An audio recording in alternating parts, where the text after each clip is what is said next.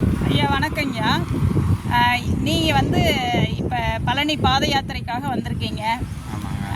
இப்போ வந்து உங்களோட பயணம் எங்கிருந்து தொடங்குச்சு, எப்போ தொடங்குச்சு?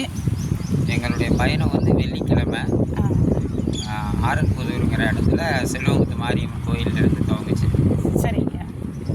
நாங்கள் ஒரு 22 வருஷமாக அந்த பாத யாத்திரை தொடர்ந்து வந்துட்டுருக்கோம். நன்றிங்க.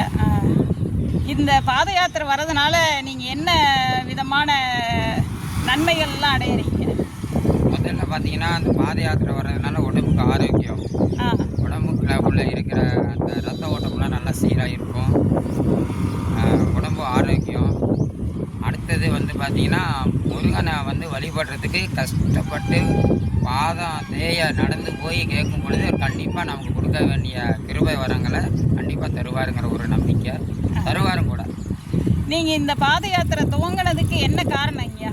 இந்த பாத யாத்திரை துவங்கினதுக்கு என்ன காரணம் அப்படின்னா, ஒரு பாத யாத்திரை துவங்கும் பொழுது எங்களுக்கு 3 நாள் 4 நாள் ஆகுது. இந்த 3 நாள் 4 நாளைக்கும் வேறு எதையுமே யோசிக்காமல், குடும்பத்தை கூட யோசிக்காமல், இறைவனோடு நம்ம தொடர்ந்து நடந்துக்கிட்டு இருக்கும் பொழுது கடவுளுக்கும் நமக்கும் நெருங்கிய உறவுன்னு சொல்லி ஒன்று வளர்ந்துக்கிட்டு இருக்குது.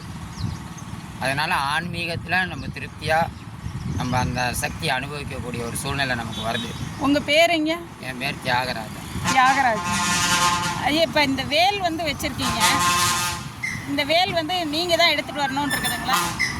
அப்படி இல்லைங்க. யாரோ ஒருத்தர் முருகன் மேலே தீவிர பக்தி வைராக்கியம் கொண்டு இருக்கிறாங்களோ அவங்க எல்லாமே அந்த பாக்கியம் கிடைக்க எடுத்துகிட்டு வராங்க. இந்த வேலை எடுத்துகிட்டு வர்றதுக்குன்னு ஏதாவது காரணம் இருக்குங்களாங்க? ஆமாம் இருக்குது. நம்ம வேண்டுதல் ஏதாவது வச்சு அந்த மாதிரி எல்லாம் அப்படின்லாம் ஒன்றும் இல்லைங்க. நம்ம கூட முருகன் வர மாதிரி ஒரு உணர்வு இருக்குது. இந்த வேல் கூட இருந்துச்சுன்னா நமக்கு ஒரு தைரியம். விருப்பப்படுறவங்க யார் வேணாலும் வேலை எடுத்துகிட்டு இருக்கலாம். அதன்படி விரதம் இருந்து ஒரு பயபக்தியோடு எடுத்துகிட்டு வரும்போது முருகன் கூட துணையாக வர மாதிரி ஒரு உணர்வு. நீங்கள் இவ்வளோ தீவிர முருகன் மேலே ஈடுபாட்டோடு இருக்கீங்க. அப்போ முருகன் ஏதோ பல அதிசயங்களை உங்கள் வாழ்க்கையில் நிகழ்த்தி இருந்திருப்பார். அவர் நிகழ்த்தின அதிசயங்கள் எல்லாத்தையும் சொல்ல முடியாது. இப்போ உங்களுக்கு இந்த நிமிஷம் எந்த அதிசயம் ஞாபகம் வருதோ அதை எங்கள் கூட பகிர்ந்துக்கிட்டிங்கன்னா நாங்களும் அதை கேட்டு முருகனோட அந்த அருளை கிடைக்கிறதுக்கு ஒரு வாய்ப்பாக இருக்குங்க. நாங்கள் பாத யாத்திரை துவங்கி கொஞ்சம் தூரம் நடந்த பிற்பாடு கால் வலி கை வலி எல்லாமே வரும். அப்போ நம்ம வந்து தீவிரமாக முருகனை வேண்டக்கூடிய ஒரு சூழ்நிலை வருது. கொஞ்சம் தூரம் வந்ததுன்னு சுத்தமாக இல்லாமல் போயிடுது. அதனால் முருகனை வழிபடுறதுக்கு இது ஒரு முக்கியம். சோதனையும் சாதனையாக மாற்றி கொடுக்குறாரு. நம்ம வாழ்க்கையிலையும் சோதனைகள் வரையில் இந்த சாதனையாக மாறும். இந்த பாத யாத்திரையில் கிடைக்கக்கூடிய அனுபவங்கள் நம்ம வாழ்க்கையோட பிரச்சனைகளுக்கும் பயன்படுது, வாழ்க்கையை மாற்றி கொடுக்குது. அதான் எத்தனை பேர் இப்போ யாத்திரைக்கு வந்திருக்கீங்க உங்கள் இடத்துல இருந்து? முதல்ல வந்து 15 பேர் வந்தோம். இப்போ எல்லாம் அவங்கவுங்களுக்கு வேலை சூழ்நிலைனால ஒரு 7 பேர் 7 பேர் வந்திருக்கீங்க. தொடர்ந்து உங்கள் இடத்துல இருந்து வந்துட்டு இருக்கீங்க.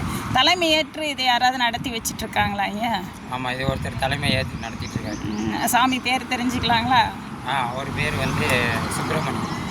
அவர் பேரே சுப்பிரமணியம். அவர் முருகனுடைய ஆசீர்வாதத்தோட ரொம்ப நன்றிங்க. இந்த பாத யாத்திரை தினத்தில் அற்புதமான இந்த நாளில் உங்களை சந்தித்தது ரொம்ப சந்தோஷம். உங்கள் கூட இந்த மாதிரி பேசுகிறதுக்கு ஒரு சந்தர்ப்பம் கிடைச்ச சந்தோஷம். நிச்சயமாக நம்மளுடைய கந்தன் கருணை சேனல் மூலிமா இந்த இது பேட்டி வரும். நீங்களும் பார்த்து மக்களுக்கும் இதை கொண்டு போய் சேருங்க. நன்றிங்க. குருவே சரணம். சரவண பவம்.